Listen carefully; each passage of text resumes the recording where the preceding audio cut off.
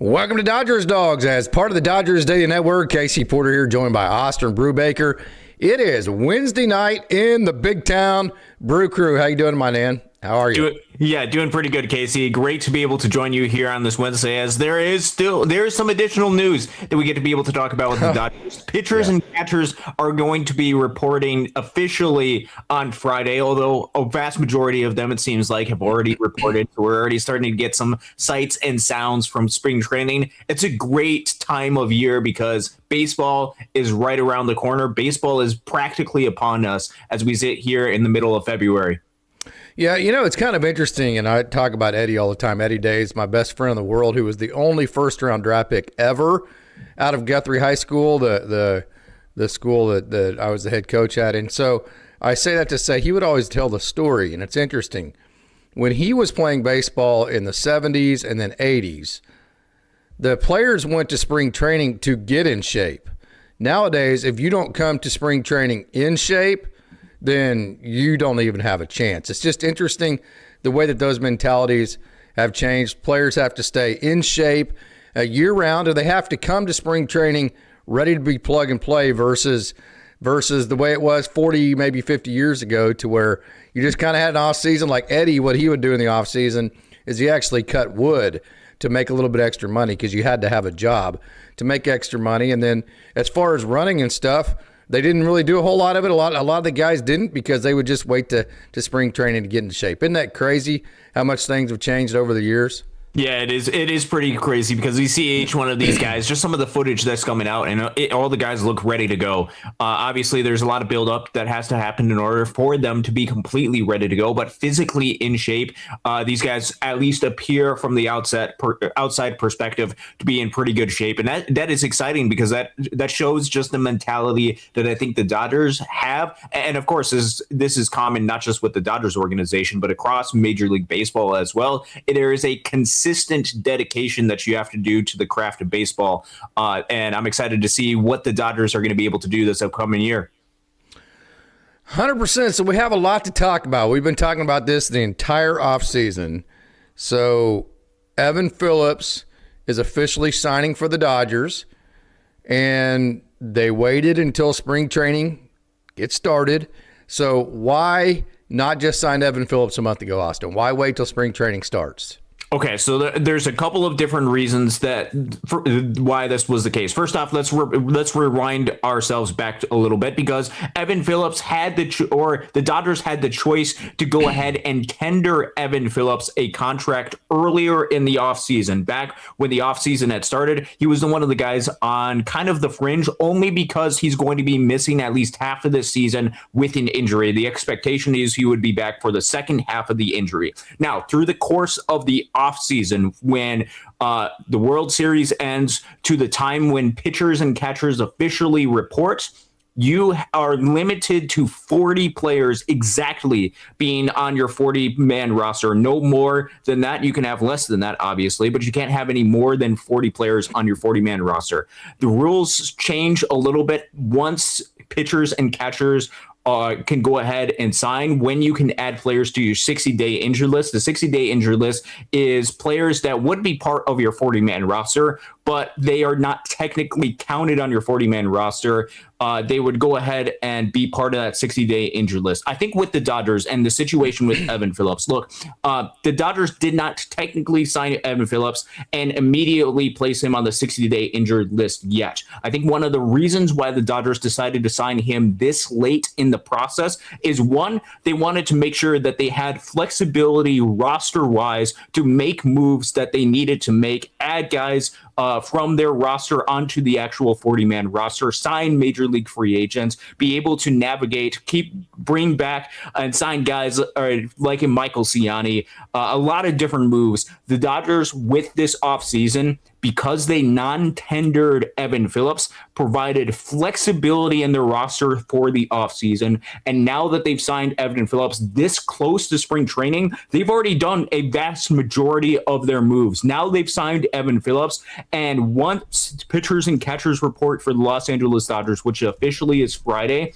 I think that is when the Dodgers could go ahead and move Evan Phillips to the 60-day injured list. That's when they can make that move to potentially bring back back somebody like a Kiké Hernández because they would have room on the roster for the 60-day injured list. So I think the process with waiting for Evan Phillips was not an indication of the talent that Evan Phillips has, because the Dodgers all along wanted to bring Evan Phillips back, keep him on the roster. He's actually going to get paid slightly more than what the estimated arbitration portion was going to be for Evan Phillips. They're going to be paying him $6.5 million for this season, even though he's going to miss the first half of the season. This was intended. The Dodgers non-tendered him because they needed roster flexibility. They opened it up to a lot of major league clubs, but ultimately because of the culture that the Dodgers have made and because they're willing to make the financial commitment to somebody who even is going to miss half of the season, they got Evan Phillips back. I would expect sometime within the next couple of days, he would probably be the one that gets added to the 60-day injured list. And then that would open up a spot potentially for a Kiké Hernández to be able to be added back to the mix. Yeah, 100%. So I agree with everything you said there, except for I don't think Evan Phillips was ever opened up to another team. This was always going to happen. This was the deal that the organization and Evan Phillips had the entire time. And so kind of to sum up what you just went over right there, if you tender Evan Phillips a contract at the end of last year, you have to carry him on your 40-man roster the entire offseason, which makes every single move, like a Michael Ciani, like you said, anything that you do to that 40-man, it makes it more difficult because you have one more player on that roster that you don't need. Versus the way the Dodgers did it, you say, hey, Evan, we want to sign you back. We're going to sign you back. But like we did with Clayton Kershaw 2 years ago, we know you're not going to be available for the first half of 2026. So let's do this. Let's wait until pitchers and catchers report to officially put you on the 40-man, okay? Then we will put you on the 60-day IL. And the reason why we do that, Evan, is because then we don't have to roster you the entire offseason on the 40-man. That gives us the ability to go get one extra guy, the ability to allow time to separate, kind of what it's going to look like logistically in terms of who is on it. And so now you get the best of all worlds. You get Evan Phillips back, and you also had that roster spot the entire season, and you're also going to have that roster spot all the way until about July. So this was pre-planned. The Dodgers knew this was going to happen. This was the plan all the way through. We told you the entire offseason. This is what was going to happen with Evan Phillips, and the Dodgers did it. So no surprise whatsoever on that front. Yeah, and certainly there is some sort of risk with a strategy like this because, to be fair, with Evan Phillips, he actually had the choice to be able to sign with any other club. Sure. There could have been some sort of agreement that the organization had at saying, Evan, this is what we're planning on doing with you. This is why we're making this move. And certainly they wanted to create additional roster flexibility to be able to add some additional depth to the organization. Yes. They want guys like a Michael Ciani. They want guys like a Ben Rortvedt. They want guys like an Andy Ibanez to be able to help fill out on this roster and create an open space so then potentially they can either add those guys to the roster or potentially play a little bit of a game with designating them for assignment to try to add some additional depth to this organization. And with Evan Phillips, if he was tendered a contract earlier in the offseason, he would have had to remain on this 40-man roster throughout the entirety of the offseason. The Dodgers decided to take a little bit of a risk by non-tendering him, which means that he was technically open to all 29 other big league clubs who could have offered him more than a 1 year, $6.5 million contract. He could have potentially gotten a multi-year deal with another organization. That would have been a risk because you're getting a player that's coming back off of injury, but that is a choice that technically other organizations had. Ultimately, at the end of the day, the further that we got along with the offseason, it just seemed inevitable that the Dodgers would go ahead and bring back Evan Phillips. The question was going to be the length of the deal. The Dodgers end up giving him a 1 year, $6.5 million deal. I'm super excited because Evan Phillips, obviously, when he is healthy, he's among some of the better relievers in the game of baseball with what he's able to produce. Huge, high leverage, right-handed reliever that does not have to close out games. And if Tanner Scott is right, doesn't even have to pitch in the eighth inning if if that's where it's best utilized for Tanner Scott, he has the ability to go in and be the second highest leverage right-handed reliever in this Dodgers bullpen if he is healthy and if he gets back to the state of what he was, only behind an Edwin Diaz that they were able to bring in. And if he comes back healthy and a lot of these other relievers are healthy, you're talking about an absolutely stacked Los Angeles Dodgers bullpen. Yeah, and I think the ace in the hole the Dodgers had, where I think probably all the risk was removed, was that if you hear Evan Phillips talk, he firmly will tell you, he will point blank tell you, the Dodgers created him. They invented him. They are the ones that resurrected him. He literally feels like he has the Dodgers organization to owe for every bit of success he's had since he's joined the organization. So he was going to give the Dodgers whatever hometown discount was going to needed, whatever situation in terms of flexibility was needed, because he feels like he owes a debt to the Dodgers organization, that debt that has resurrected his career. And that came through. That's going to be super exciting. And I think you're right on the head. We said this many times too. This was always a situation too, to where I think there was a crash course for the Dodgers signing Kiké Hernández as well. Again, I said this last year, I'm still in this boat, okay? Kiké Hernández, when do you think he'll be available, Austin? As far as coming back from injury, it's difficult to be able to say. The early estimations would be probably somewhere around halfway through the season, somewhere around the second half. So I was squarely against signing Kiké Hernández at the beginning of last year, because I feel like regular season at bats for Kiké are just kind of wasted. They should be given to Ryan Ward or Dalton Rushing or Alex Freeland or Hae-Sung Kim, because he doesn't value them. He tells you that. He values the postseason. The Dodgers don't get Kiké Hernández for a game in May. They get him for a game in August and November. And so to me, those at bats, I don't want to say they're wasted. That was probably the wrong word to put, but they're much better given to younger guys that need them versus a Kiké Hernández that doesn't need an at-bat in May. So I was against signing Kiké Hernández at the beginning of last year. I felt like it took at-bats away from young guys that needed it. This year, I think it's probably closer to a slam dunk, just because you don't have to. You can put him on the 60-day IL. He doesn't have to take up a 40-man spot, and you still will have Kiké Hernández in your organization and all the at-bats for the younger guys. You'll have both scenarios. So to me, it makes more sense this year than it did last year.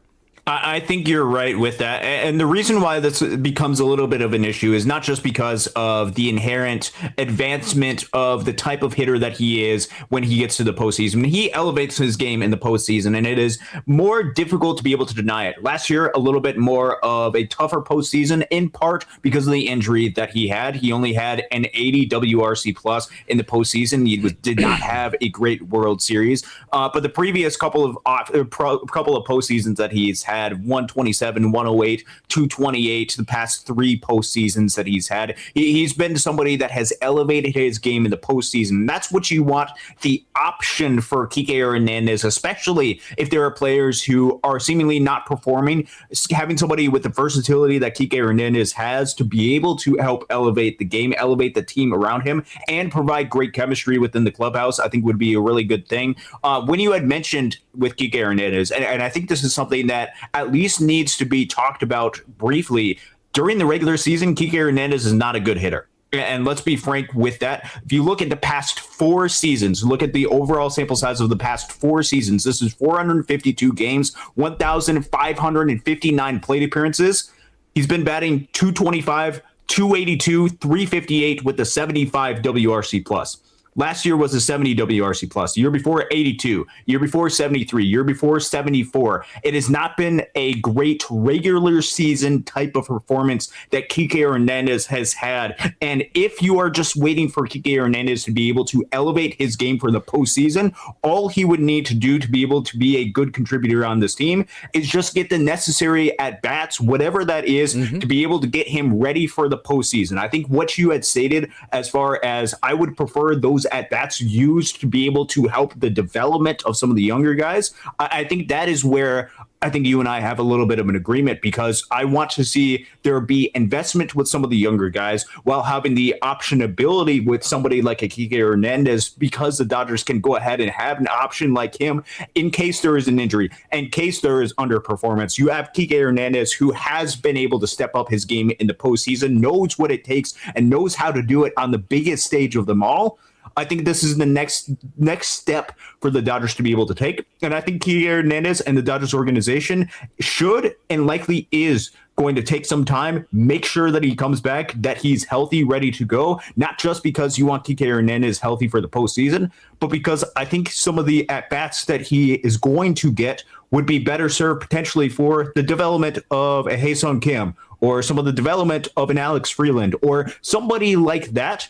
I think could get a little bit more use out of regular season at-bats than somebody like a Kiké Hernández this upcoming year. We'll have to see how things work out. My guess is that's going to be within the next week or so. We're going to be hearing about Kiké Hernández returning to the Los Angeles Dodgers, and likely Evan Phillips being transferred to the 60-day injured list. Just a guess, but I think all signs point to that for the Dodgers organization. I agree there, no doubt. Okay, so Mookie Betts, I've said this many different times. I think Mookie Betts now, I don't think it's going to go back to like the Mookie Betts of 4 or 5 years ago where he's just insane. But I think Mookie Betts is going to be substantially better offensively this year because he's going to know how to pace himself defensively. Like, I know I've said this over and over and over in the offseason.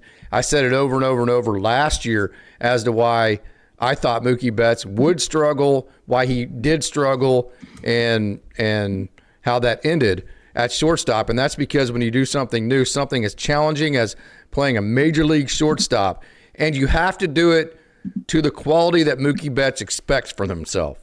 Mookie Betts expects Hall of Fame type quality from himself no matter what he's doing. Doesn't matter if it's bowling, or doesn't matter if it's tiddlywinks. If Mookie Betts is doing it, he expects to be Hall of Fame good at it. So having said that, when he made a couple of errors early last year, I promise you, he overworked himself in the before games. He got to the stadium at 1 or 2 o'clock, and he overworked himself to the point to where that overwork, that workload that he was putting in to get better defensively, absolutely had an effect negatively on his offense. It was inevitable. It was absolutely going to happen. He's too competitive. He wants to be too much of a Hall of Famer.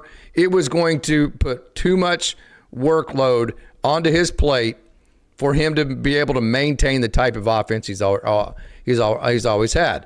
So here you have a guy now that has spent an entire season figuring out the process of, okay, so it's like I always explain to my kids in class, okay, if you make above an 89.5 in my class, you have wasted time.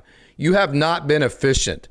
Any time that you take to make above an 89.5 needs to be spent somewhere else in your life. Maybe it's working, maybe it's your social life, maybe it's a different class, maybe it's a sport, whatever, because you're not going to get anything out of a 95 that you're not going to get out of an 89.5 in my class. They're both A's. And so my point is, you have to find that perfect amount of efficiency. So what being veteran and what having experience does is, when you're younger, what you do is you try to make 100% in this class, and you just go all to the wall, and you just spend all this time, and you obsess with it, and next thing you know, you have 100% over here, but then every other part of your life you haven't spent enough time with, and so you're suffering over here in your marriage or with your kids or whatever it may be, okay? So what experience does for you is it allows you to go, okay, well, what is the perfect balance in terms of the best defensive player I can be while also becoming the best offensive player, both sides of it? What's the amount of work that I need to put in to be the overall, both sides of it, best player combined? I think that's what he learned last year, and that's why I fully expect Mookie Betts to make probably a pretty big comeback this year offensively.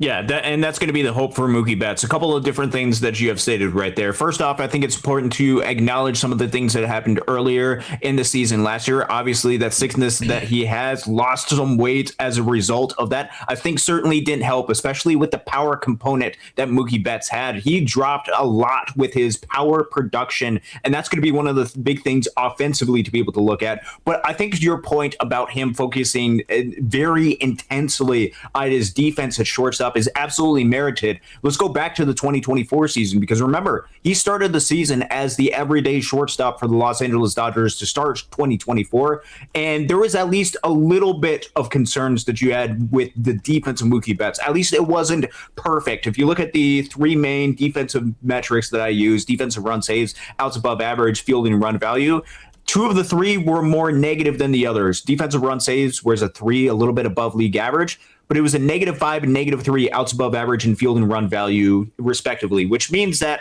you can say that he was around to slightly below league average as a defensive player. You fast forward to the 2025 season, that's completely reversed. His defensive run saves throughout the entirety of the season was 17, far above what his pace was going to be from the previous season. You look at outs above average and field and run value, they went from a -5 and -3, respectively, to a 5 and a 3, respectively, which means that Mookie Betts was able to transform himself as a player from a average to just below league average type of defensive shortstop to one of the better defensive shortstops in the game of baseball, or at least a really solid defensive shortstop. And that's incredibly impressive for the season that he had, and at an age 32 season for somebody who has not played shortstop at the overall position. I think that shows you the type of talent and the Hall of Fame level talent that Mookie Betts have. And yes, I do believe Mookie Betts is going to be a Hall of Famer. In fact, I think if his career ended today, he would be a Hall of Famer. He's already passed that 60 WAR mark, which is one of the marks that you kind of look to for most players to be able to enter into the Hall of Fame. Combine that with the big moments that he has. So the question is, offensively, is he going to be able to bounce back? I mentioned the power, and that's one of the bigger things that you'll notice about Mookie Betts the past couple of years. His ISO has dropped down pretty dramatically from the heights of 272 back in 2023 to 148 last year. Barrel percentage and hard hit percentage have taken a hit the past couple of seasons. There is a couple of things to potentially be at least slightly encouraged about. Expected weighted on base average was about 12 points higher than what his actual weighted on base average is. And you hope, as you had mentioned, I think this is a really good point, that he's able to balance out the two. He went pretty dramatically and worked incredibly hard and had tremendous results of going ahead and making his defense be as good as it could be. And that certainly helped this team last year. Could there be a little bit of a balance, even if it's not the heights of 165 WRC plus like he had 2 years ago, even if it's not the 140 WRC plus that Mookie Betts seemingly had throughout the majority of the career? But even if it's a really solid defensive shortstop that's like a 120 WRC plus, you're talking about an incredibly valuable player. And I think that is perfectly within reason for Mookie Betts. One of the things I'm going to be looking for is, how is the power going to be there this season? Is he going to be able to hit for it, that type of power? And then, because I think the impact of the baseball is going to be one of the biggest things to be able to watch with Mookie Betts going forward as he continues on with his career. The Dodgers have him under contract for the next several seasons. So this is going to be a big year for Mookie. Although with his determination, with what he's shown in the past, how could you completely doubt Mookie Betts? It is okay to have concerns, because certainly there's reasons to be concerned offensively, but I wouldn't doubt this Hall of Fame type of player that is Mookie Betts. 100%. Hey, let's get into this, because I hear this quite a bit, and I asked Honey Oates because this is floating around that Jackson Ferris had everybody that they're down on him because of the year he had last year and this and that. So can you open up some Jackson Ferris stats for me, Austin? Yeah. And take us through. Let's go. Hold on. Let's go from a timeline of let's go from a start July 9th on. From July 9th on, we did his start. So basically after 4th of July, what type of pitcher was Jackson Ferris? All right, so I would actually do it a little bit earlier than that. I would go from, and this is the stat that I've used all the time, is from the 21st of June. Yeah, 21st. This is the 21st of June for Jackson Ferris. This is his last 14 start. And this is important to be able to know, because a lot of people are just going to look at the overall statistics of where it's at. And Jackson Ferris overall in the season posted a 3.86 ERA last season. Last year, the previous year before that was a 3.2 ERA. He posted a 3.39 ERA with Great Lakes. What's important to be able to know with Jackson Ferris is he, at least the past 2 seasons within the Dodgers organization, started off slow. But then once things almost got identical rolling, at the end of the year in terms of ERA, though. He went on a roll. If you look from June 21st through the end of the season, his last 14 starts. Remember, his overall season ERA was 3.86, but he got on a roll, and his last 14 starts posted a 1.95 ERA. Say that one more time. So people can hear this very loudly. So if you hear this on another podcast or somewhere else, please explain to people he didn't struggle last year. He struggled in his first 12 starts, which happens to everybody. But he didn't struggle last year. As a matter of fact, by the end of last year, he was the exact same pitcher statistically that he had always been. And then his last 14 starts were absolutely dominant. So keep going. I'm sorry. His last 14 starts, again, 1.95 ERA. Strikeouts were about 24%. So the walks were a little bit high. For Jackson Ferris, close to 13%, which certainly he's got some work to be able to do that. Look, it wasn't the perfect season for Jackson Ferris, but to say that it was a very disappointing season, I think undermines the impact that he had late in the season. I think we have to be able to do a little bit of a deep dive into each one of these players and not do a generalized type of statement about the impact that he has. And I think, and that's totally fair, especially if you don't have the time to be able to dive into some of the numbers. To be fair to Jackson Ferris, his second half was incredible to the point where I think you would expect him to be able to make that jump to Oklahoma City, to the point where I think you would expect him to potentially be ready, as you have mentioned in the past, to make his big league debut at some point in the season, because there is learning progressions that each one of these players go through. And last year, he was a 21-year-old kid pitching for the full season at Double-A, far younger than what the average age for a Texas League pitcher. And if he goes into his age 22 season at Oklahoma City with a very solid chance to be able to make his big league debut at 22, man, that's a great timeline for Jackson Ferris to be able to be on. He still has great hope. And now he's got a non-roster invite to be able to join onto the Los Angeles Dodgers roster during the beginning portion of spring training and be able to show some type of impact that he's been able to have. So Jackson Ferris, I'm not down on what Jackson Ferris was able to do last year. As you had mentioned in the past, I think it's actually a good thing that he's been able to go through struggles and shown both in Great Lakes and at Tulsa that he can struggle early and find a way to be able to rebound. Totally agree. It's always you want to see how all these guys handle adversity, how they handle it when things aren't perfect. There's Griffin Lockwood Powell right there. I love GLP. He's absolutely awesome. And man, I guess the reason why I think probably defensive would be the word that I'm getting here, and which is fine. I'm not going to apologize for that, because I'm telling you, man, in the coaching world, I've been a dad, I've been a teacher, I've been a coach, I've been a mentor, I've been all this crap, okay? And I can tell you when the most sold that I am at, like when I knew my son was I didn't need to give him advice anymore. I knew he had made it.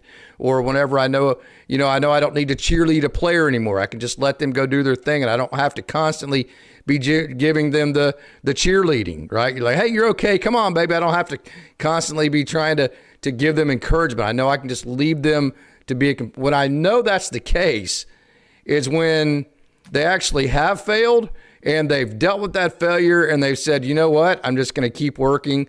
I'm going to overcome it. And then I'm going to get to the other side of this, like Dalton Rushing did after his 0 for 36 slump that he had in his first full year of minor league baseball. When I see that young men and women are able to handle adversity, get to the other side of it, get back on top of their game, at that point, that's when I am the most sold that player is at that moment ready to be whatever they're going to become. And that was Jackson Ferris last year. That's why I guess you could say it frustrates me whenever I hear he struggled last year and that people are not necessarily that he struggled, because part of that's true. But whenever people say they're down on him, I mean, it's like that's literally the exact opposite emotion as to how people should feel about Jackson Ferris right now.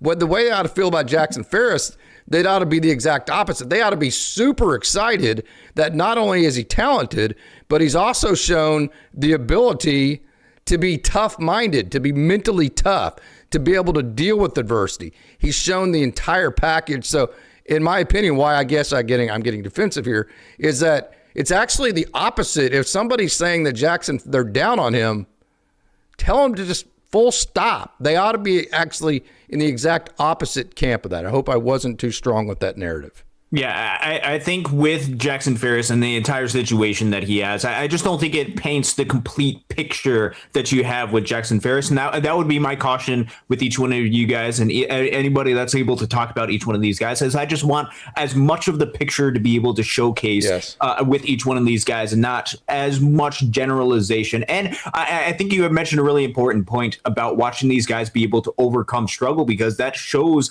a lot of ability for them at the big league level, because there is going to be a lot of struggle once Jackson Ferris makes it to the big league level, not because he's not a good, talented pitcher, but because the big leagues are a different game, and he needs to be able to find ways to be able to adapt to adversity. And this is in part why Casey and I preach a lot of patience with some of these younger guys, and why we are in parts defensive with some of these guys, but in parts trying to reach out and tell people to be patient with each one of these guys, because it's actually good for them to be able to 100%. At least struggle a little bit and then be able to adapt from that struggle. You take last year as an example, Andy Pages, you look at the first 12 to 15 games, they were not good at all for Andy Pages. No. And then you saw some of the adjustments that he was able to make and the type of player that he became.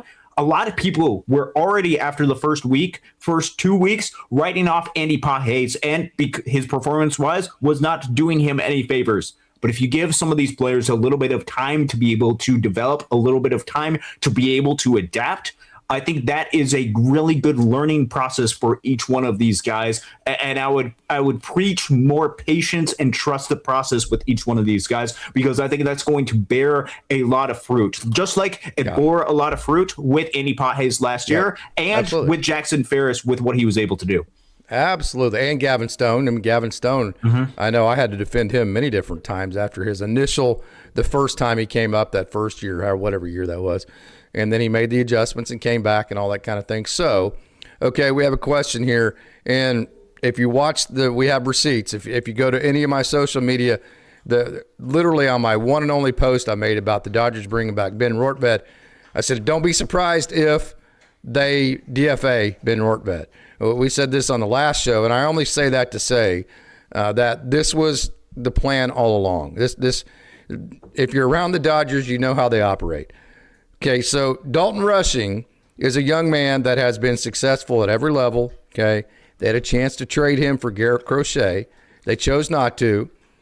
They chose not to play him in left field. Okay, that's all because of how highly they think of Dalton Rushing. Okay, so the reason why I'm saying that to you is that they're not going to have that strong of conviction, and then all of a sudden, because of a spotty period of time to where a guy's not getting a whole lot of playing time and he's trying to adjust to the major league level, he doesn't perform the way we want him to. They're not all of a sudden going to come off of that narrative they've had for the last 3 or 4 years just because of an artificially unfair evaluation period. They're just not going to do that. They have more patience. They're smarter baseball people to do that. That's for us fans to do, to become fanatical and to overreact to results. The organization is not going to do that.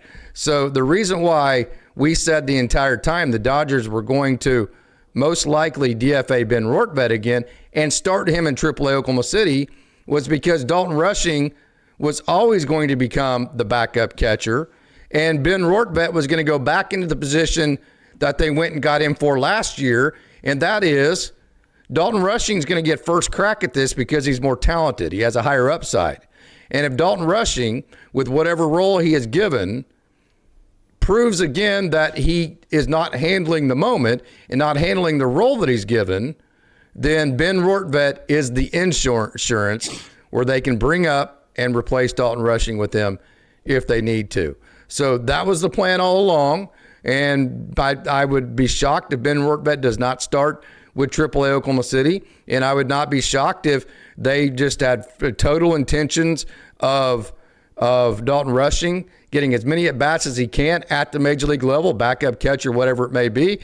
And they'll have an evaluation period. And if they feel like it hasn't worked, they'll do exactly like they did last year, reinsert Ben Rortvedt. So that's why they did that. Now, it just so happened that they had to remove Anthony Bonda. And the reason why it was Anthony Bonda is, A, they had Jack Dreyer, Justin Robleski, two young lefties that they prioritized over Bonda, especially like you said last show, considering Anthony Bonda had no minor league options.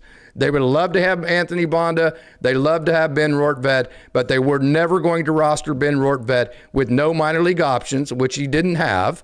So we would have had to have been on the 26th the entire year. And they were never going to roster Anthony Bonda with no minor league options when they already have Jack Dreyer and Justin Robleski. I'm tired. Did I explain any of that properly? Yes.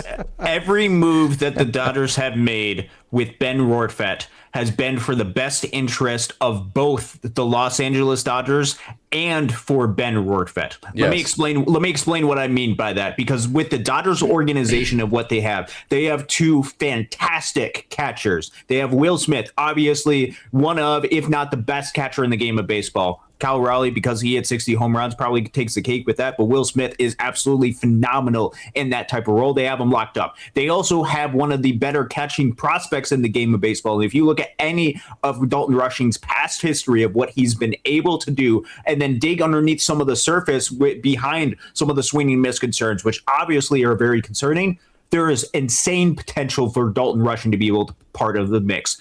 There is a little bit of a question, though, for the Dodgers organization and who that third catcher is as part of the organizational depth chart, which usually does not become too much of an issue for the Los Angeles Dodgers. But we saw last year, they didn't just need, at some points throughout the season, the third catcher. They also needed a fourth catcher to be part of the mix, because there is a period in time when both Will Smith and Dalton Rushing went down for an injury. And Ben Rortvedt stepped into that mix and was phenomenal the last year. So for the Dodgers organization, the reason why they are making these moves is intentionally designed to be able to add some depth to the organization through a unique method for players with 3 to 5 years of experience in a way that both benefits the player and benefits the organization, even though a player like Ben Rortvedt does not have any minor league options. And why do I say this move is for the best interest of Ben Rortvedt as well? It's because Ben Rortvedt is a little bit more of a fringe type of player. I think we all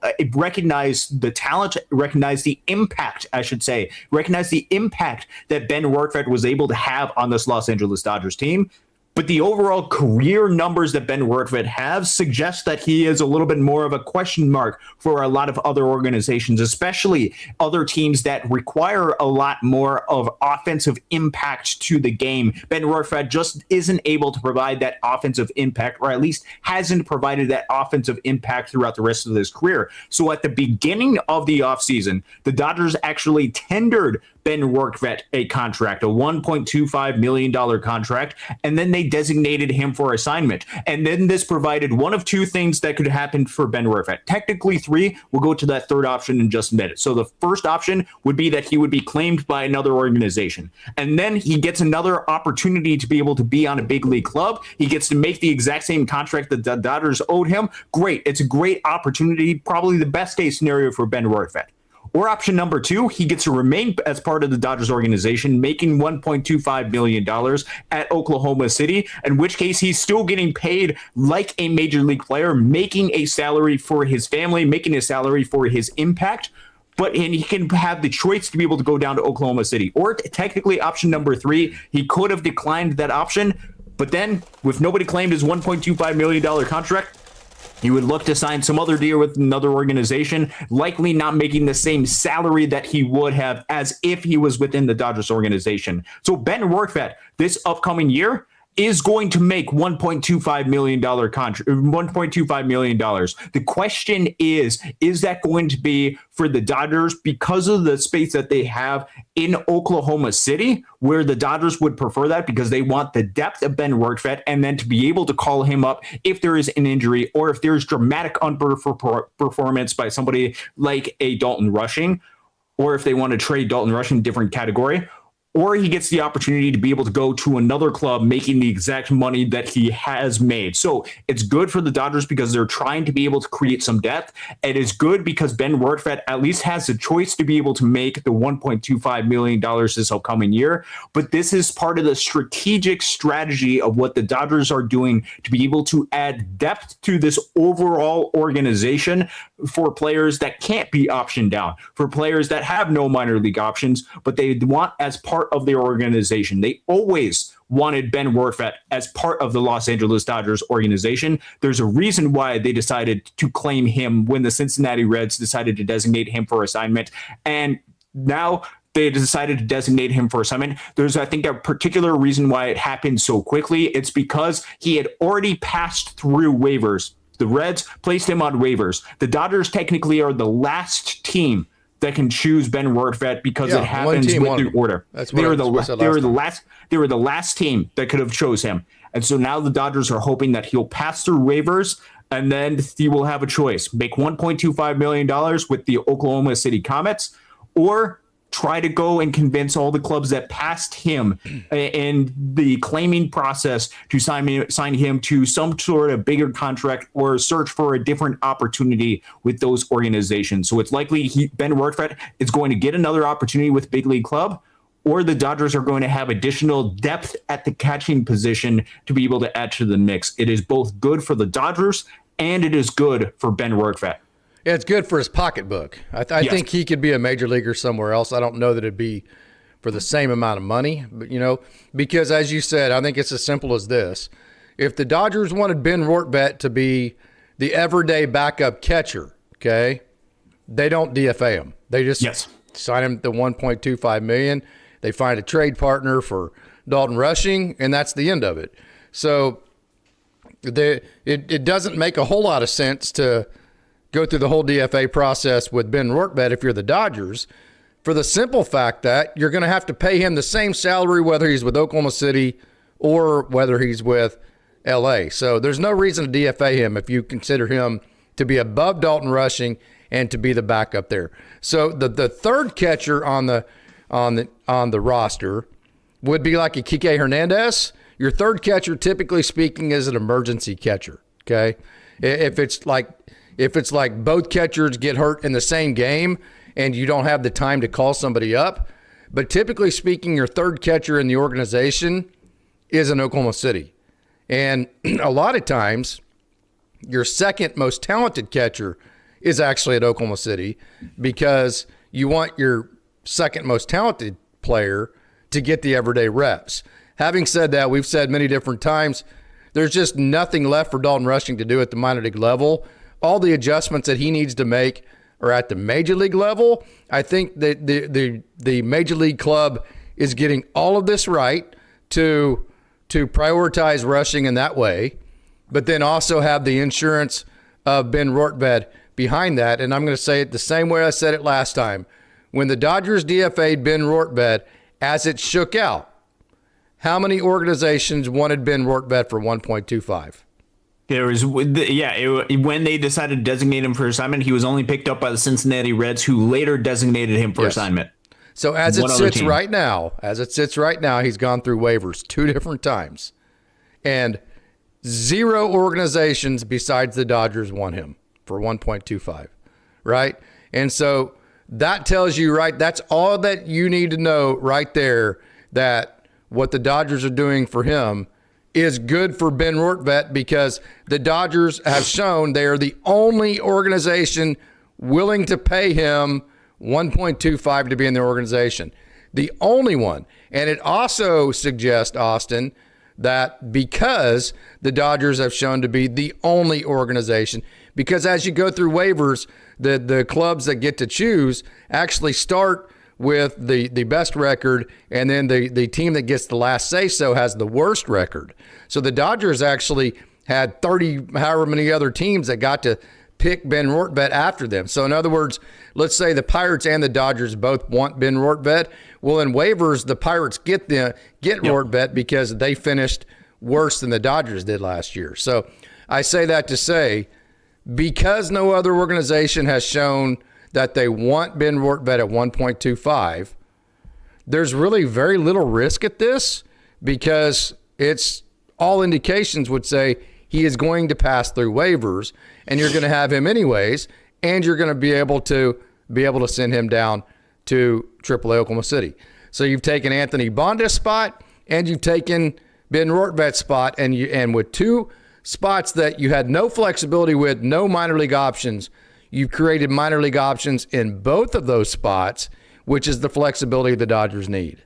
Yes, that's exactly right. There was not a lot of flexibility with Ben Rortvedt starting the season on the major league roster. There would be no way, to be able to incorporate somebody like Dalton Rushing as part of this roster unless you had three catchers as part of the mix, which that would create a big roster inefficiency at the major league level for the Dodgers. That was not going to be the case. The Dodgers are using some of the resources that they have and taking the knowledge that they have to say, we're going to take this chance. It is a little bit of a chance because they very well could lose Ben Rortvedt again. There could be another organization that initially did not want to pay the $1.25 million to Ben Rortvedt, but might want to stick it to the Dodgers and decide to go ahead and claim it or change their mind based on the situation. I think the Dodgers are strategically doing this early because they just recently had to make a decision on Ben Rortvedt, and they decided not to. And because that decision happened recently, and because, man, especially if they can pass him through waivers fairly quickly, there's the organizations are going to have about a week difference between from when they first had to decide whether to claim Ben Rortvedt and when they now have to claim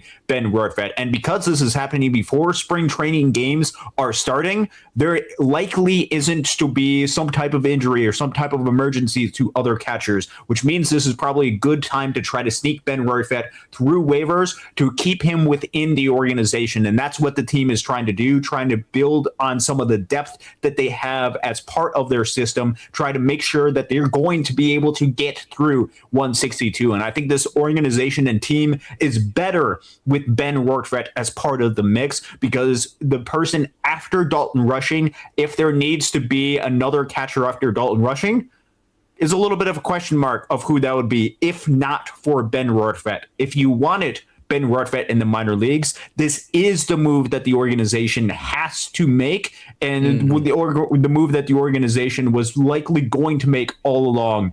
And I had pointed this out on my previous show, something I should have pointed out beforehand, but I think there was a very clear sign by the organization when they decided to do this, because the exact same time that they claimed, like shortly after the Dodgers decided to make the post on X, on Twitter, which you can take that for whatever you want, that they had claimed Ben Rortvedt, the very next post that they had was of Dalton Rushing giving some type of interview. I think the organization is very clear on how high they 100%. Are with Dalton Rushing, and they want to be able to showcase that. This is to show how good Dalton Rushing is, as well as try to keep Ben Rortvedt in-house. Yep. Hey, we got you, bro. I mean, that means, I'm telling you, okay, these guys are the most confident human beings in the world because they're playing the ultimate game of failure, and they have to do it every single day, and they have to continue to do it even though the day before maybe didn't go their way. So these guys are supremely confident. Having said that, I cannot tell you how much it means to them when they know the organization has their back. That is whenever you feel like you're always, hey, if I go for 4 here, I'm not going to get to play the next. Even the most confident of people can't survive in the game of baseball like that. It's amazing how that works. So those shows of confidence in a young guy like Dalton Rushing through the hardest, most challenging periods of their career are mind-bogglingly important to those guys. So trust me, whenever they're showing a sign of support for Dalton Rushing, as you said, that is absolutely on purpose. It is not in any stretch of the imagination something that's just a coincidence. So let's get into some of the non-roster invites. This is Chris Campos right here that you're going to see in spring training. The CC Rider, young man out of Southern California, actually was the starting shortstop at St. Mary's, and he was actually the starting shortstop between Michael Hobbs, the original Hobbsy, in the Dodgers minor league system, who was the closer for that team. Young man with a really wicked slider, great ride on its fastball, advanced sequencing. Love Chris Campos. He's going to remind you of Gavin Stone. What you're going to like about him is he's super calm. He's got that Southern California chill. But yet, man, this dude is in I'm going to kick your ass mode at all times. He is a competitor. Yeah, he is a fierce competitor, which, by the way, shout out to the original Hobbsy you mentioned, Michael Hobbs, posted a 2.47 ERA at the Seattle Mariners AA affiliate, so hopefully he's able to continue up the ranks over there. Chris Campos, I'm really excited to see what he is able to offer this spring. Not necessarily the biggest strikeout type of starter and going into spring training, but somebody that has been ultra reliable for the Dodgers organization, what he's able to bring. Last year at the AA level, 4.19 ERA, but an expected FIP of 3.87. Strikeout percentage dipped a little bit from what it had the previous season, down to about 21%, but he's not going to walk a whole lot of guys. He has a really good command of the strike zone. Just a 6% walk percentage for Chris Campos. I'm excited to see some of the steps that he has. He has at times looked absolutely dominant. I remember the dominant stretch that he had during the brief 45 innings in Great Lakes, just 12 appearances for Great Lakes before they had to call him up to the AA level. And I think he's going to be one of these guys that's going to be fighting potentially to be able to get a lot of time in Oklahoma City at some point this season. Chris Campos, I think I'm really excited to see what he's going to be able to bring. He has the ability to throw some strikes, and if he can get back even somewhat close to what some of the strikeout numbers that he had previously, which in previous seasons it had been closer to 25, 26, 27-ish%. If he jumps up the strikeouts just a little bit, I think you're going to see a different type of pitcher, just another step for the former 7th round draft pick for the Los Angeles Dodgers.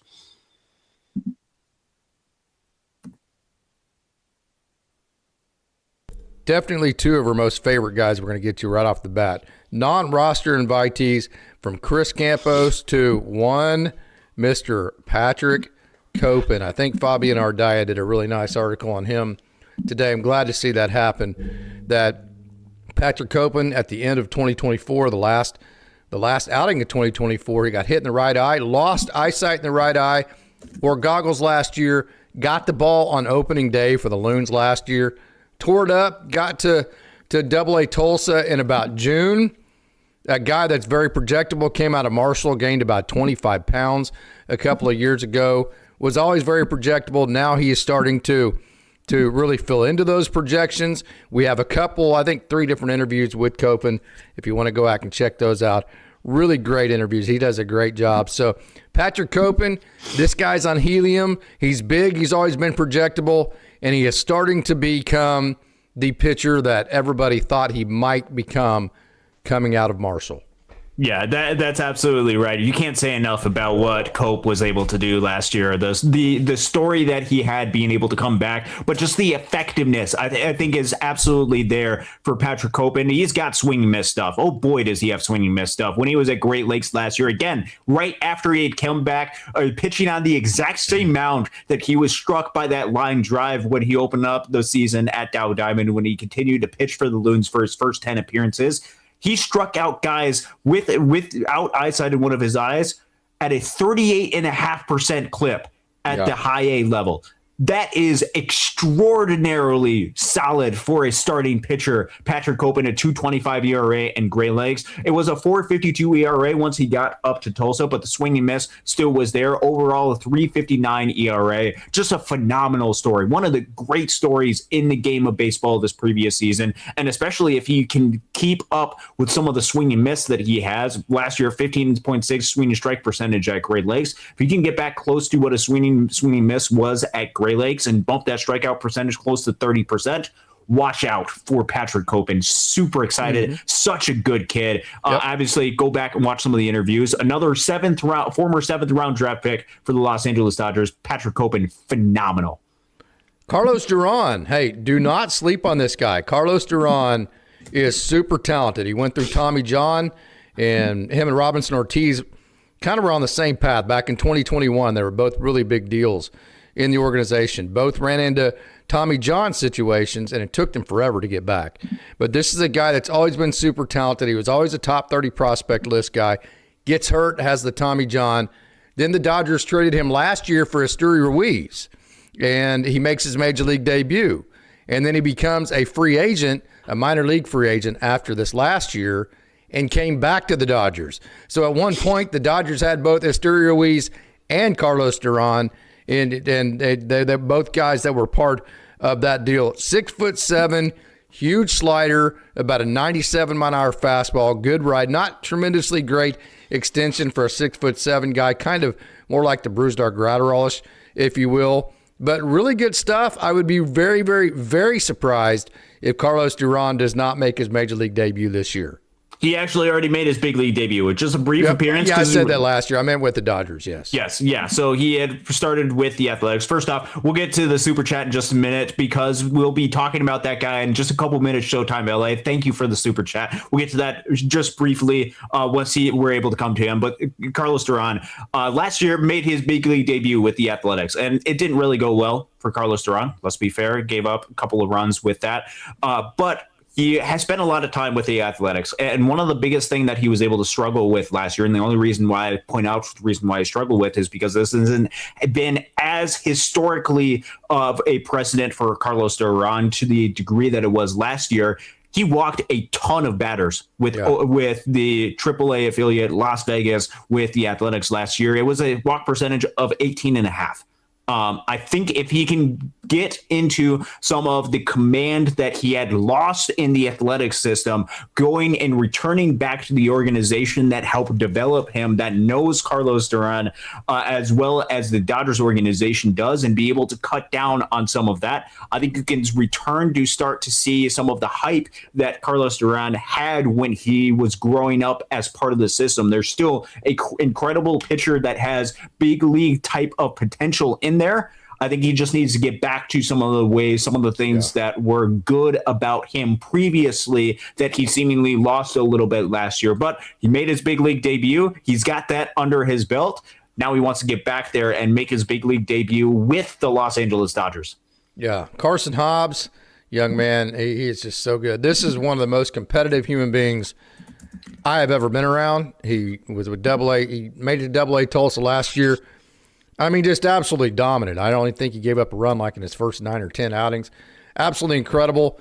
Huge slider, huge curveball, fastball with 2,600 RPMs. Okay, so you're talking about a guy that's likely going to have close to a 3,000 RPM slider, a 2,600 RPM fastball, and a huge Uncle Charlie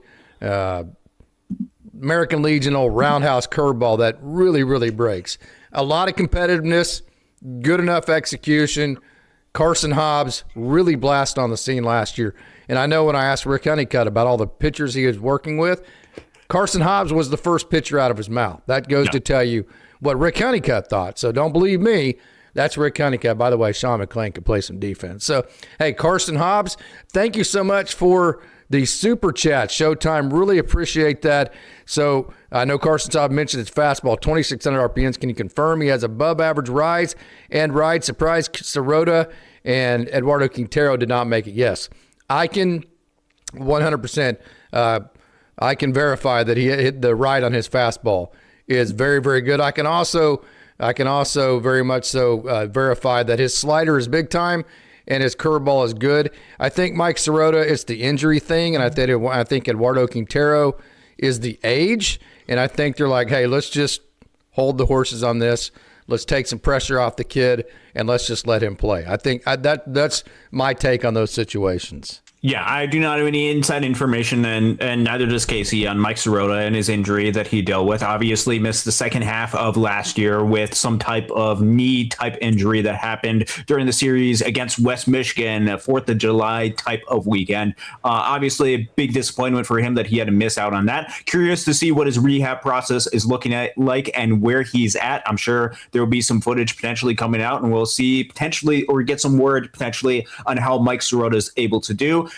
And with Eduardo Quintero, I think with even both of them, even if it is something where Mike Sirota is fairly healthy, there's a lot of outfielders that are going to be part of the mix. Yes. It's going to be very difficult to be able to give some of these other guys playing time. You're talking about at least there's 6 different outfielders that off the top of my head, including a Depot, Josue De Paula, Zaire Hope, KG, Kendall George, Zach Earhart, James Tibbs, Chris Newell. All of those guys are a part of the mix, which is going to make it a little bit more difficult. And especially with Eduardo Quintero is a little bit younger. It's a little bit more difficult to be able to find space with him, even though he's probably around the same age that DePaula and Hope were last year. There's just more competition as part of this mix this year. And then with Sirota, even if it is something where his knee is a little bit more healthy, having to be around some of the coaches, being able to be a little bit more careful with some of that process is probably the way that the organization wants to handle it. That's what those guys, you had mentioned Carson Hobbs, and I just encourage people to go back to the interviews that Casey had specifically with Carson Hobbs or with some of the coaches that coach directly with Carson Hobbs. When he talks about Carson, that comes from the player himself or people that work directly close to Carson Hobbs.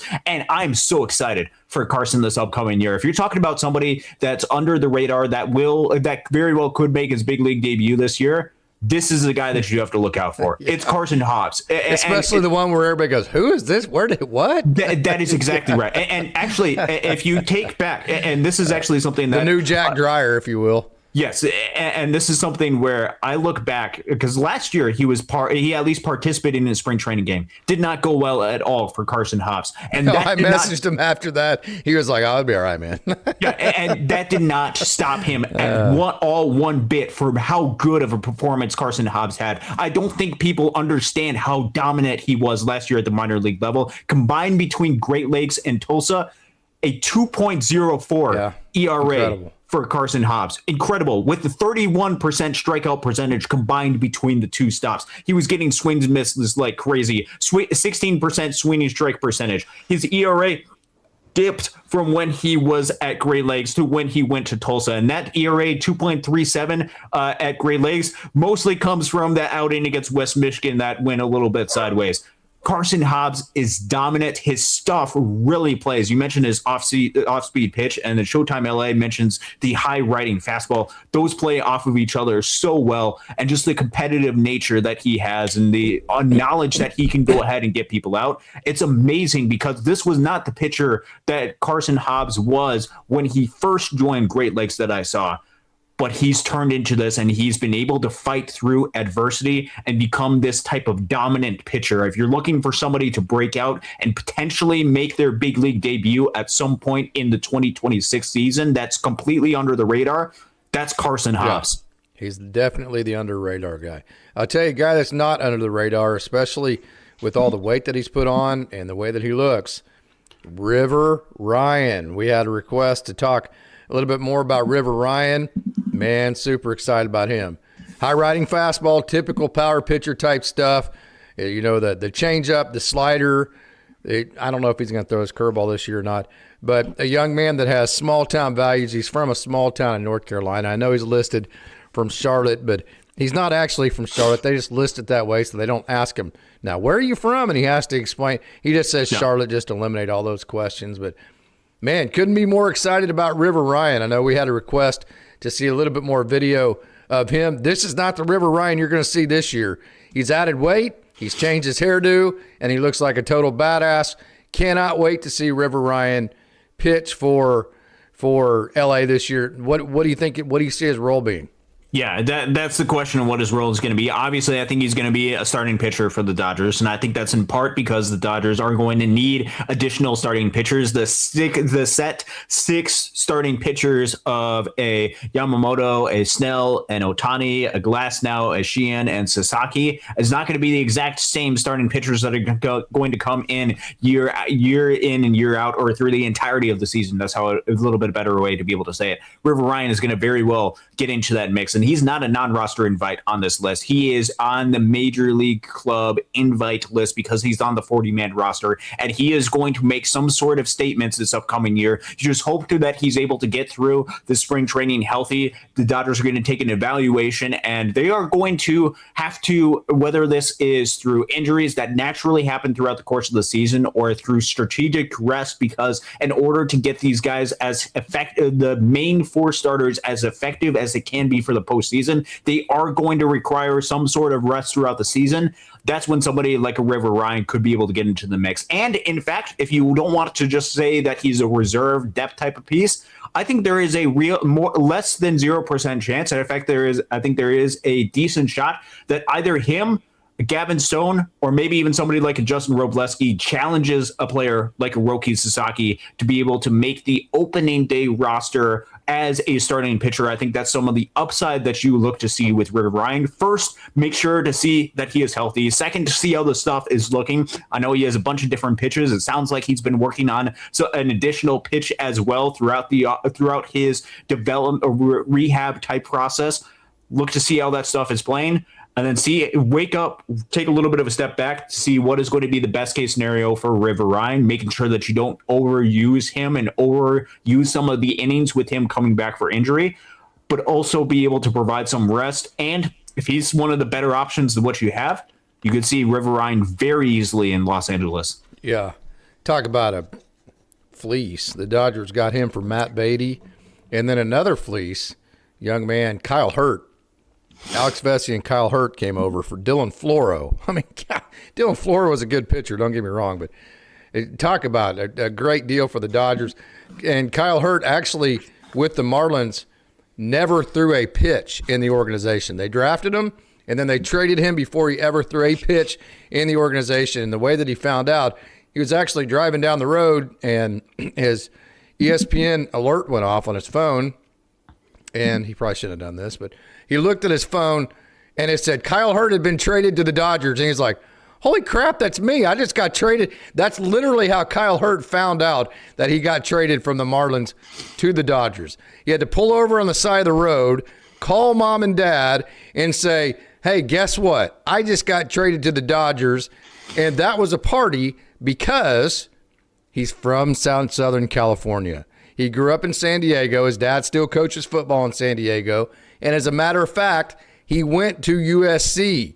So he got traded from the Marlins, which couldn't be further away from where he grew up, to the team that he grew up in his backyard. And all before he ever threw a pitch, and he found out on his phone driving down the road. How incredible is that? So Kyle Hurt, back from Tommy John last year, obviously the electric fastball. Another thing I like about him, he grew up playing football. He was a big-time linebacker. He grew up playing lacrosse. And I love multi-sport athletes because I trust their competitive gene, if you will. You learn how to be competitive in different elements because no matter how good of an athlete you are, if you play multiple sports, there's bound to be something, some skill or some part of a particular sport that you're just not good at.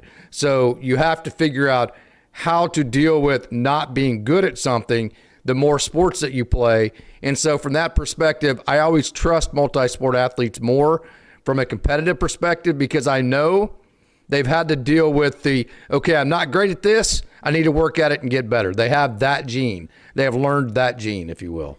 Yep, and Kyle Hurt has been nothing but dominant at the minor league level for the Dodgers organization, consistently putting up strikeout percent. You look at his strikeout percentage on Fangraphs, and there is not just one or two close to 40% strikeout percentage. It is consistently where at the minor league level, he's able to put up strikeout percentage in the upper 30s as a percentage, which is top tier type of swing and miss stuff that Kyle Hurt has. Curious to see how he's able to come back. He's going to be part of the options that the Dodgers can go ahead and turn to out of this bullpen. And you talk about the up down ability that having somebody like an Anthony Bonda, not necessarily on this roster because he can't move up and down, that potentially opens up an opportunity for somebody like a Kyle Hurt to be able to make a little bit more of an impact on this roster. So super excited. Kyle Hurt, River Ryan, not two non-roster invites, two guys that are on the roster. There's some other non-roster invites that you guys should be excited about that while they're not, that it'd be difficult for them to be able to find a way on the opening day roster for the Los Angeles Dodgers. Still guys that you should know, still guys that you should be excited about, and guys that you're going to see in spring training. There's more than the guys on the list, and I want to be able to talk over some of those guys and give some of those guys credit too. This is Luke Fox you're seeing right here. Young man that got let off the leash last year because he had Tommy John while he was at Duke.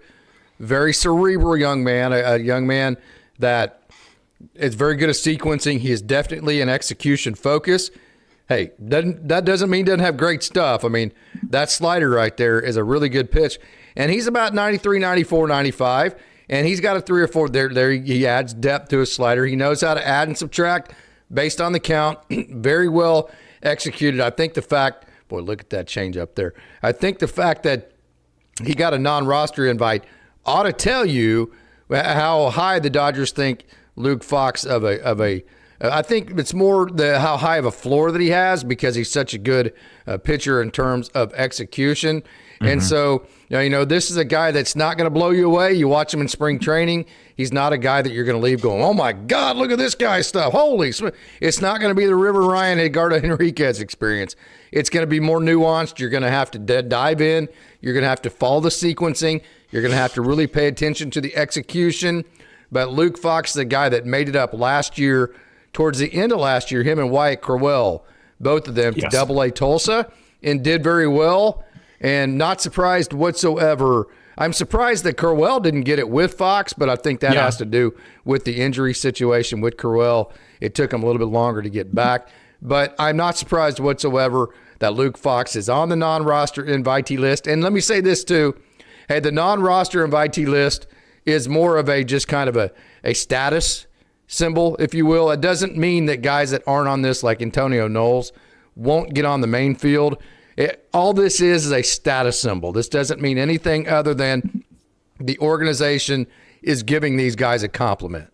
Yeah, and with Antonio Knowles, he actually is going to be participating in the World Baseball Classic for Team Great Britain, I believe. So he's going to be having that opportunity that he has. That's going to eat up a vast majority or a good chunk of spring training for him. So I think that in part is some of the reason. Look, and with some of this, it's highlighting some of the players that have performed well, especially towards the upper levels of the minor leagues. And with Luke Fox, he consistently posts and just does really well. He's consistent every single stop that he has. He started off 2024. He's just good. He's just good. That's how I explain it. Yes, he's just good. In 2024 with Rancho Cucamonga, the low-A affiliate at the time, 3.52 ERA. Comes up, starts the season with Great Lakes last year, pitches 13 games, 2.96 ERA. Then gets promoted to Double-A Tulsa, nine starts for him there. 2.70 ERA. He's just been consistently rock solid each and every single stop that he has been at. And I mean, the strikeout percentage at each level is about 26-ish%, 26 to 28, 29%. He's able to still get a decent amount of swing and miss. Again, it's not the most phenomenal swing and miss type of stuff, but he knows how to be effective. He pitches really well. And I think that's one of the things that you have to be most impressed about Luke Fox is he's just a really good pitcher, and really good pitchers know how to get good results. And that's what Luke Fox has been able to do. Absolutely. And we talked a lot about Garrett McDaniels last time. He's a non-roster invitee. So if you want if you want the content on Garrett McDaniels, go back to our last show. I think it was the last show before. We talked a lot about him. So let's jump to a guy we've also talked a lot about, and this is a guy I know that we're both super high on. Jose Rodriguez, dominating, not good, dominating, maybe the best changeup in minor league baseball when he's throwing it for strikes, and I am not kidding. Yes. Oh, absolutely. And I think one of the biggest things with this is that he's on the list, which means that he's healthy, ready to go.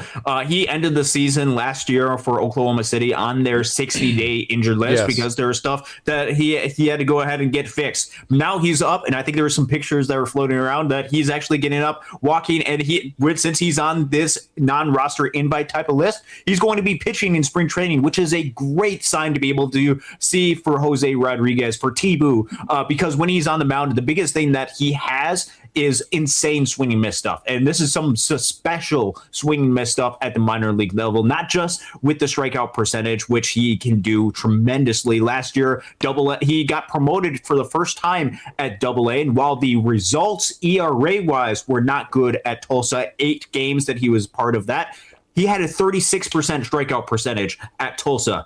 And even though he had an 8 ERA, the Dodgers decided with only 8 games at the Double-A level you're too good for this level. Yes, we look no underneath doubt. the hood. You're getting promoted to AAA Oklahoma City, and it was a very rough start for him at the beginning of Oklahoma City, especially with giving up a lot of home runs. He got Go back hammered. to our interview. He mentioned that he was like, "Oh, it wasn't fun when I first came to Oklahoma City." He got absolutely hammered at the beginning of that, and that I think is inflating some of the numbers that you see with Jose Rodriguez and what he has. But if you look at some of the numbers, especially some of the later numbers, what I'm going to do is I'm going to pull up, and actually I'm just doing this for the first time. Yeah, if you look from June 1st through the end of the season, and if this is talking about, it's not talking about the number of game starts, but however many number of games that is for a Jose Rodriguez is 32 innings pitched, 3.09 ERA in the Pacific Coast League. And that is with a 34% strikeout percentage. Jose Rodriguez was able to, once he was able to limit the home run ball, which was not good for him early in the season, he really started to figure things out. And the biggest thing that you want to take into mind with Jose Rodriguez, the swing and miss capability is not just good. It's not just elite. It's elite. It is some of the best swing and miss stuff in all of minor league baseball. Last year, combined between AA and AAA, 17.2%. He consistently, with his swing and strike percentage, meaning the number of swings and misses that he gets divided by the number of pitches that are thrown, not the number of swings, the number of pitches that are thrown, is consistently anywhere between 17 and 20%. That puts you at the upper levels of minor league baseball, and that is a reason to believe that the swing and miss stuff can translate for Jose Rodriguez, which if he has the swing and miss stuff, it just comes down to execution with T-Boo, and that, if he has execution, can turn into a really good big league pitcher. All right, we mentioned Carson Hobbs. Of course, if you follow Dodgers Daily, Carson Hobbs really doesn't come out of nowhere because we probably talked about him more than anybody last year on all of our daily shows. If you want a sleeper of a guy where he comes out of nowhere, especially in spring training, and has an outing, we mentioned with Luke Fox where he's not ever going to have that outing where you go, holy cow, look at that, wow. I mean, he's not going to wow you, right? Yep. If you want a guy to where he comes out and he's on, and he has an outing to where you go, holy smokes, who in the heck is this guy? I mean, and you leave just kind of going, this guy's awesome. Who is this? That's Jermaine Rosario. This is a guy that was a starter. He could find zero consistency as a starter. One start, he'd go 6 innings and be totally dominant. The next start, literally, he wouldn't get out of the first inning. I don't have exact stats on that, so don't exactly quote. But I just know that he was very inconsistent. He would be good, he would be bad, and he just couldn't get out of that pattern as a starter. So they moved him to a closer. So instead of being a 93 to 95 mile an hour starter, he immediately went from about a 96 to a 98. And that curveball that you just saw right there, let me back that up. Watch this again. Watch this. Now, there's the high rider. See how much spin that has? Now watch this. Now, there's some more spin. See if we can get to it. Wow, look at that pitch. That is a nasty pitch. I'm telling you, Jermaine Rosario, now, the execution's not great. That's why he's up and down. And one game, the execution will be really good. The next game, it's not. Look at that slider there.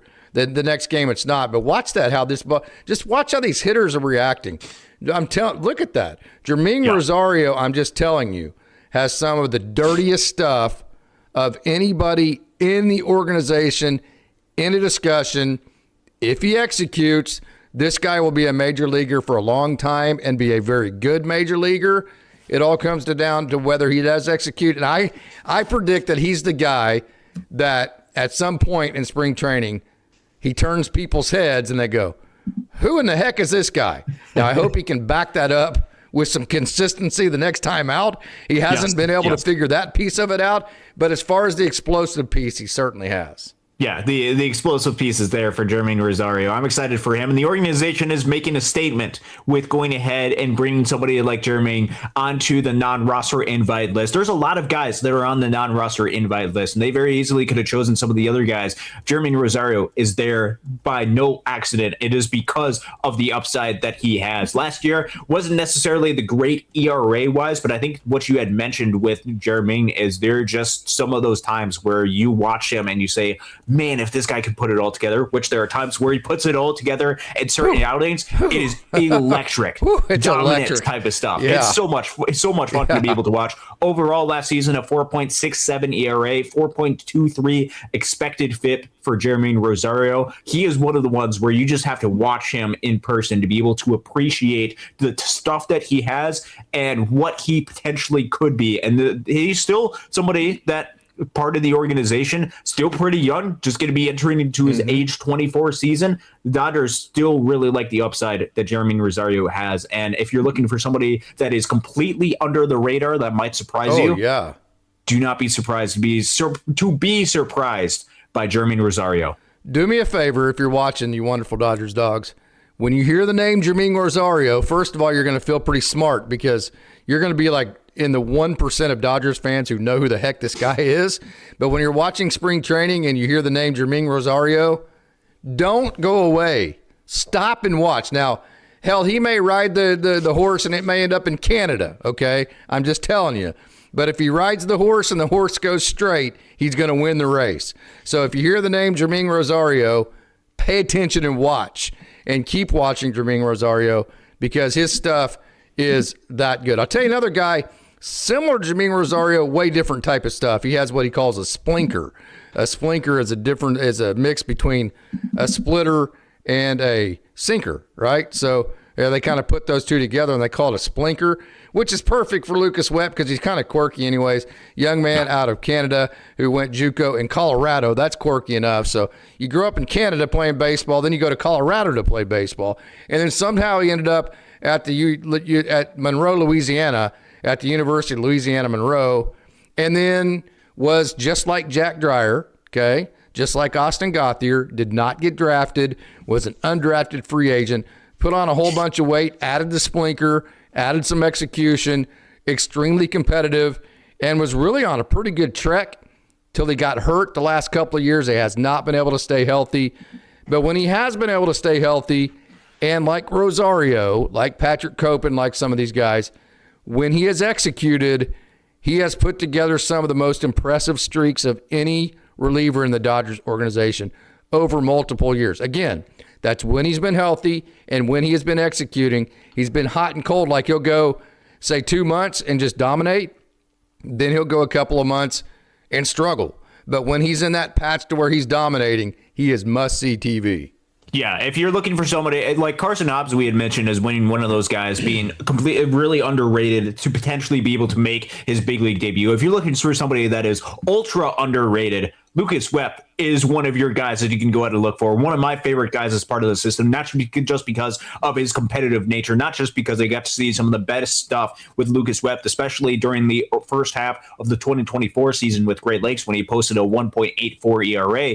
It's because I like guys that can go ahead and are fiercely competitive, pitch in high leverage situations. And you've always loved Lucas, man. You've always told me about him. Yeah, and it is because of his swing and miss ability. He has been somebody last year during he pitched the first half of the season, then missed the second half of the season with injury. So similar to Jose Rodriguez, glad to see Lucas Webb back healthy. Last year, during the first half of the season when he was healthy, 30.5% strikeout percentage. Extremely rock solid. You look at his past history of different levels. In 2023, he posted a 36.8% strikeout percentage. Then he went in 2024, 34.7%.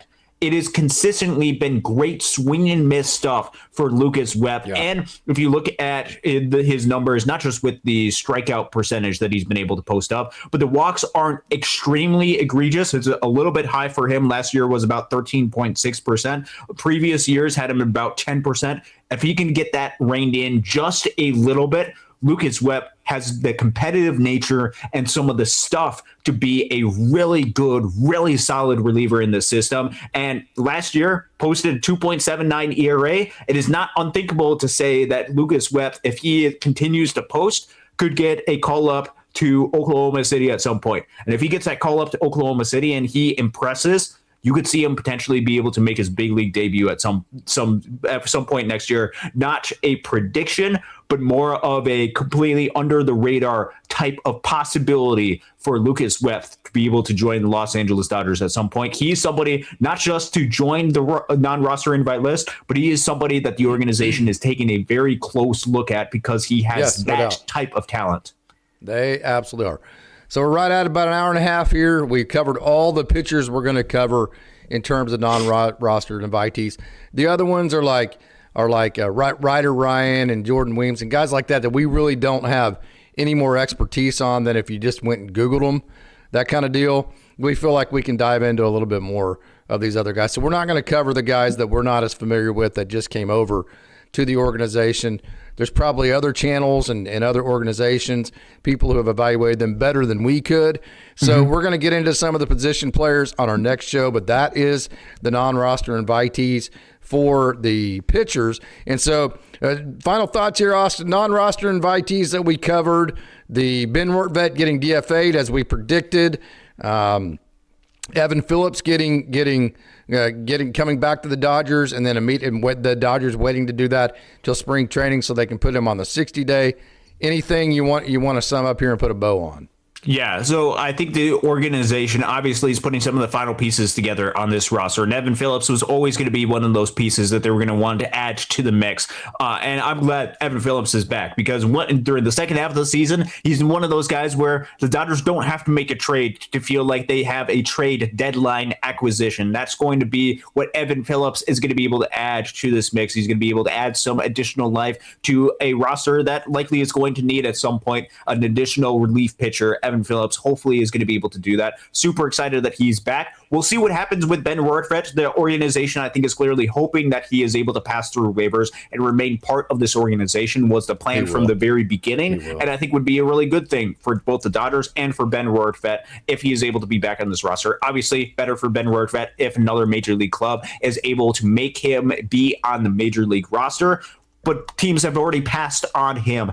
And so I don't think that's the expectation going forward. So I think it was the right timing to do by the Dodgers because I think this presents the best opportunity for the Dodgers to be able to keep Ben Rortvedt as part of their organization while still having the catching tandem of Will Smith and Dalton Rushing. Non-roster invite is super excited. Each one of these guys that you had mentioned on the pitchers, I'll just go through the list really quick. Just last name: Campos, Copen, Duran, Ferris, Frasso, Luke Fox, Carson Hobbs, Cole Irving, Kelly, McDaniels, Wyatt Mills, who just got added to the Dodgers organization, Rodriguez, Rosario, Ryder Ryan, Adam Sernowski, Jordan Weems, and Lucas Webb.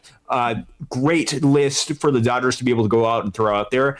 With that list being sent out, that means that spring training is right around the corner. Baseball is coming back. Pitchers and catchers officially report on Friday, although basically, it seems like a good majority of them are already there at Camelback Ranch. No. 100%. Yes. 100% of them are there. Yes, they're already there. They were there last week. I know that for a fact. Yes, they're there at Camelback Ranch getting ready for the season. Spring training games are going to be starting in about a week and a half. Right now, baseball is right in the air. We're looking at spring training games starting. Tomorrow will be 50 days until Great Lakes opening day. I think it's 44 days until the Dodgers. 50 days so you get to freeze your ass off? 50, you need the temperature to raise 1 degree every day to be somewhat comfortable for opening day. Pretty much. That's pretty much what it's going to be. I have to be for that. But I'm super excited about that. Actually, on my Twitter, I'm actually going to be having a little bit of a series that I'm going to have pulled clips from 50 different games or 50 different moments from the Loon season that I'll be posting one every day until opening day. So super excited about that. Super excited about the Dodgers organization and baseball coming back. Lots of players to be excited about and spring training right around the corner. Yeah, I get a kick out of Al here. Al is my wonderful translator. Nicolas Cruz gave a ton of money. Matter of fact, his entire his agent and everybody gave Al the utmost of compliments in the job that he did in translating. Just a tremendous job in the translation in a Nicolas Cruz interview. So Al obviously speaks Spanish, right? Okay, and so I say that to say he made a comment on how much talent we have in the bullpen, and it's like We have so much talent in the bullpen that Dave can literally put on a blindfold and bring out the pinata and just hit the pinata, and whichever pitcher just falls out of the pinata, just throw that guy in the game, right? That's the kind of talent the Dodgers have in the bullpen. So it's going to be super exciting. And by the way, I'm going to one-up you on the baseball starting. Okay. All right, let's see it. Friday night, I am driving to Arlington, Texas to watch my Oklahoma State Cowboys open up their baseball season against Arkansas. If you have a Flow baseball account, which you probably don't, it's $30 a month, and it's not worth it. But if you do, you can check out OSU on Flow Baseball. And then Saturday, my beautiful bride of 26 years and I, we are driving back to Arlington together for Valentine's Day. We're going to spend Valentine's Day together. I convinced her to be my Valentine. I haven't asked her yet. I'm going to wait to ask her for the right moment, that kind of deal, because I'm hoping she says yes, so I got to catch her in the right mood, right? So my beautiful bride of 26 years and I are going to Arlington, Texas. We're going to have a wonderful day watching OSU play OU, the Bedlam beatdown, hopefully, for Oklahoma State. And I told her, hopefully I'm mature enough as a 52-year-old now to where if OSU loses, it doesn't ruin our entire day. I think I'm better at that, driving all the way back home. So, and then Sunday, Oklahoma State takes on Vanderbilt. So how about Arkansas Friday, OU Saturday, Vanderbilt Sunday to get your season started? That's what I have coming up this weekend. Yeah, that's insane. Man, that shows you how close baseball is. Such a fun weekend for you to be able to go ahead and go watch some baseball games and hopefully get a couple of victories for your Oklahoma State Cowboy. I can tell you for certain that the maturity that you have, if the Cowboys were to lose one of those games and how that would affect some of your mood, I've not gotten that maturity, especially with the loons and baseball in particular. Well, see, you'll get there to where you deal with the losses. But like whenever we beat OU, I will never be mature enough not to talk crap whenever we do win. If we beat OU, I'm going to talk crap the whole way out of that stadium. I'll never get over that. Okay, so here's the thing is it's not just I'm going to go to the game. It is a significant commitment for me to be able to go to each one of these Loons games because it is at least an hour drive to be able to go to each one of those games. So then it's I'm going to go to an hour drive and go watch a Loons victory. And then all of a sudden, oh man, they lost or they didn't do well during this particular game. And it's against Lake County, and you're pretty pissed about it. Yeah, I don't want to talk about that.